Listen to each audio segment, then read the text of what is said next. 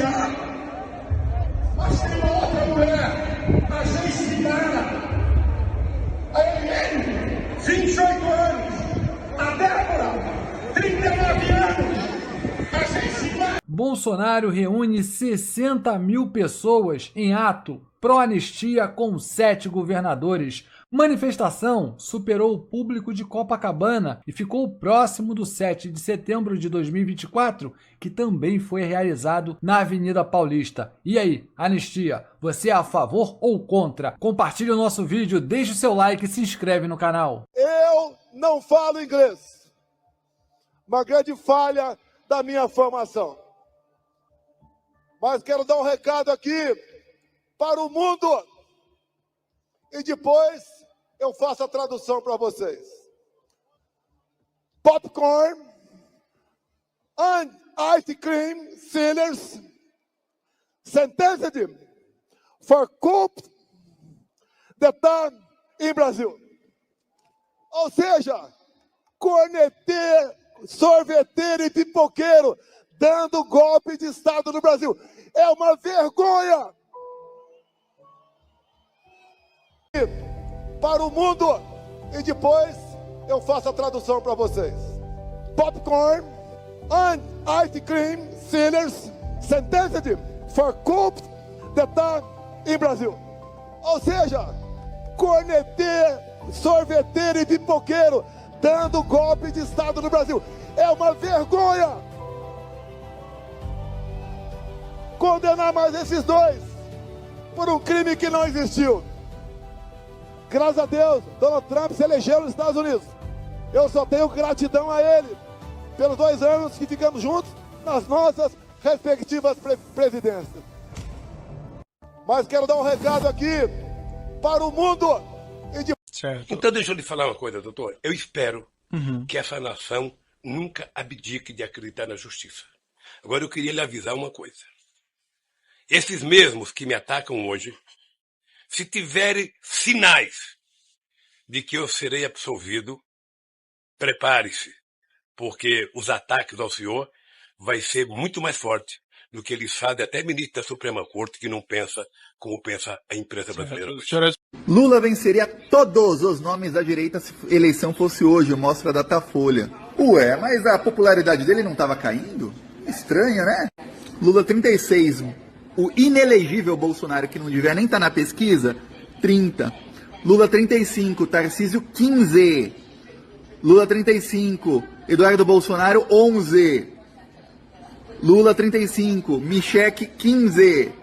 Se for só Lula, Tarcísio e Marçal, ele ganha no primeiro turno. Isso porque a aprovação dele está em baixa, né? Imagina se tivesse bem aprovado aí o Lula. A narrativa agora foi para o espaço, né? Não se esquece de salvar esse vídeo e repassar para todo mundo, porque nós somos o Jornal Nacional do Lula. Se depender da imprensa para dar destaque a isso, nunca vai acontecer. E tem que lembrar que o Instagram está manipulando o algoritmo contra a esquerda e a favor da extrema-direita. Isso a gente já percebeu faz tempo, né? O TikTok, infelizmente, também está manipulando o algoritmo a favor da extrema-direita. O Twitter e as outras redes, então, aí nem se fala, né? Mais ainda. No governo Bolsonaro, você nunca subiu na tribuna para falar que gente estava passando fome e comendo osso de galinha. Por quê, querido?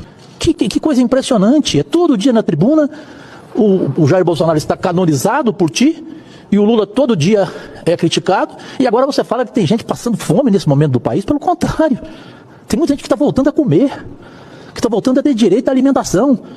E no governo do seu presidente, as pessoas estavam indo para açougue comerem osso de galinha. Respeitosamente, desculpe voltar a discordar de você.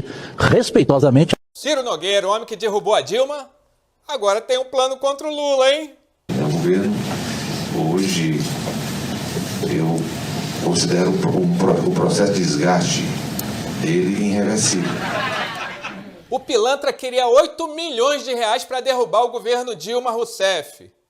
E conseguiu, a gente sabe, né?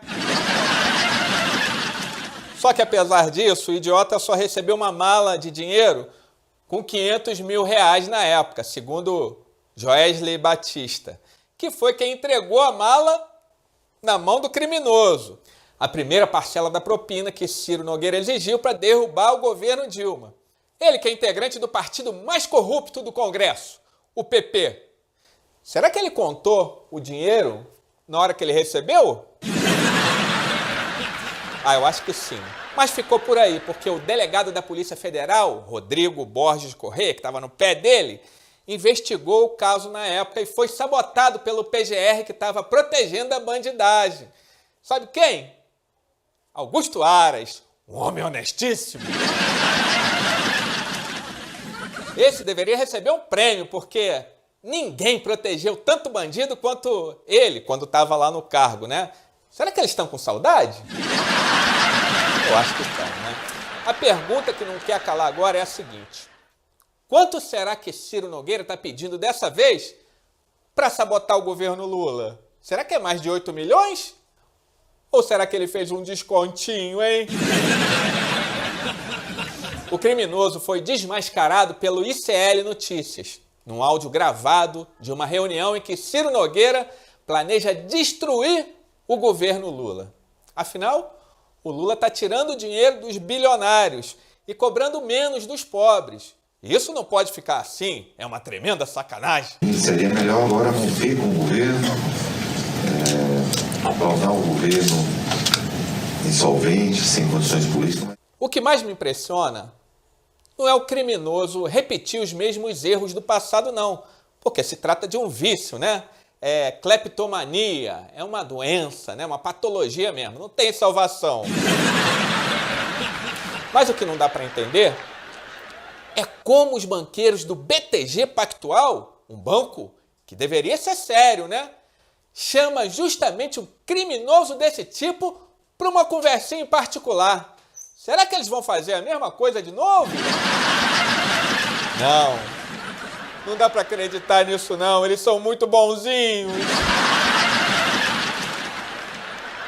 Olha, eu acho que eles podem até tentar, mas no mundo conectado que a gente vive hoje,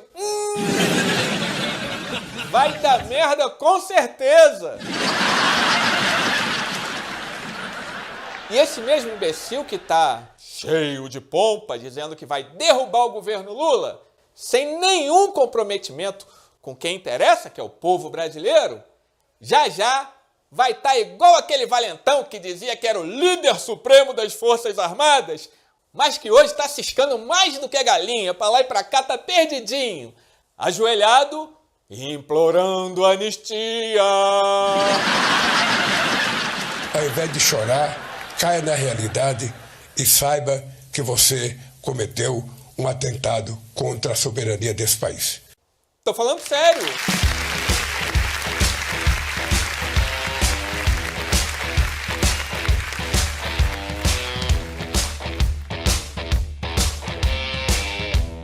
Moraes aplicou uma multa de R$15 mil ao blogueiro Alan dos Santos por descumprir a ordem de não usar redes sociais. Mesmo com as contas suspensas, o bolsonarista seguiu produzindo conteúdo criminoso na rede social X, segundo o ministro, tentando driblar as ordens judiciais com novos perfis e publicações ilícitas. Vale lembrar que Alan está foragido nos Estados Unidos desde 2020 e é investigado por atuar em uma campanha para atacar investigadores que atuaram em casos envolvendo Bolsonaro. Alexandre de Moraes também determinou que as empresas Meta e X informassem os dados de contas de perfis utilizadas pelo blogueiro, após ele publicar fake news contra uma jornalista. Mesmo banido, Alan segue tentando burlar a justiça.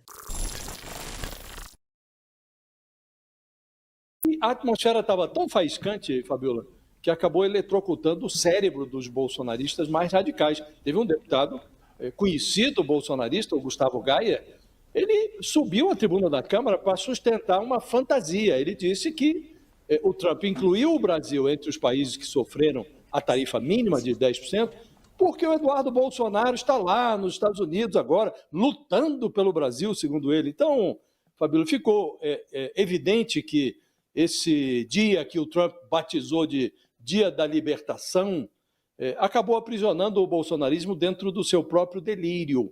Então, é muito curiosa essa reação, a forma como o Bolsonaro e os seus devotos saíram do eixo. Trump, sem dúvida nenhuma, declarou guerra ao mundo e fez isso de forma seletiva, jogou mais torpedos tarifários em cima de alguns países do que de outros. E a China está entre os que mais sofreram com a tarifa dos Estados Unidos. E o que a China está informando, ao impor aos Estados Unidos uma tarifação exatamente do mesmo tamanho que a que foi imposta pelo Donald Trump, a China está dizendo, olha, não estamos para brincadeira. Quer guerra? Vamos para a guerra. E vamos em igualdade de condições. E a China tem todas as condições de brigar com os Estados Unidos como um cachorro grande. Não é nenhum adversário negligenciável. E o Trump, Fabiola, ele declara guerra como quem brinca num parque de diversões. Estava dando declarações agora dizendo há nos Estados Unidos uma negociação em torno do TikTok, que é uma plataforma chinesa. O judiciário proibiu o funcionamento do TikTok enquanto a empresa não for comprada por investidor americano. O Donald Trump suspendeu a decisão judicial para facilitar, para propiciar uma negociação que transfira o controle do TikTok da China para uma empresa americana. Está lá a negociação. E o Donald Trump insinuou que poderia flexibilizar as tarifas que impõe à China se Pequim facilitasse essa negociação. Então, isso é brincadeira. A quentinha. Nada. Tinha alguns deputados com uma marmita, gritando marmita vazia, marmita vazia. Na verdade, aqueles deputados, eles são a representação dos deputados que votaram contra a isenção de taxa para o feijão e para o arroz. Então, eles não estão preocupados com os pobres, não estão preocupados em combater a fome. Portanto, isso é uma hipocrisia.